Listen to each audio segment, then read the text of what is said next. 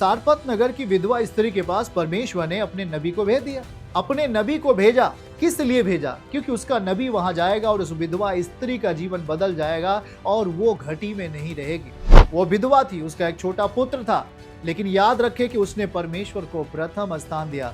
परमेश्वर के दास के लिए उसने जो कुछ था, उसके पास एक ही रोटी थी, मैदे की एक ही पकवान बनाना था, वो अपने खुदा के दास के लिए दे दिया, खुदा के खादिम के लिए उसने दे दिया, लेकिन अपने पुत्र को नहीं दिया।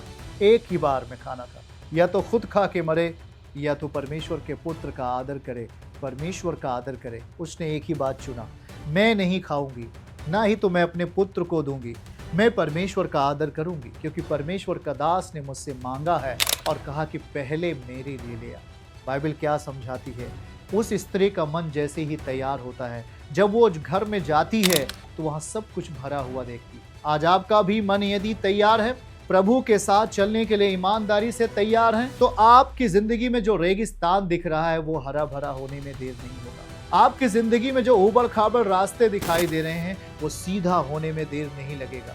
यह सच है, परमेश्वर का वचन केवल शब्द नहीं, वो शब्द नहीं, वो एक सामर्थ्य है, वो एक जीवन है। इसीलिए हम उस जीवित परमेश्वर के पीछे हो लेने के लिए अपने मन को तैयार करते हैं। परमेश्वर की इच्छा नहीं कि आप भूखे रहो, परंतु आप जब तक परमेश्वर आप पर अनुग्रह ना कर दे तब तक हमें उसके साथ उसे लगे और लिपटे रहना चाहिए। बाइबल कहती 3 दिनों से वो यीशु के पीछे चल रहे थे, जो छोड़कर चले गए कि अब मेरा पेट नहीं भर सकता, उनके पेट कभी नहीं भरे। जिन्होंने कहा नहीं, अवश्य ही परमेश्वर हम पर दया करेंगे, तो उन पर दया हुई है, क्योंकि वो रुके रहे, वो भागे नहीं, वे ठहरे रहे और प्रभु ने उन पर दया कर दिया।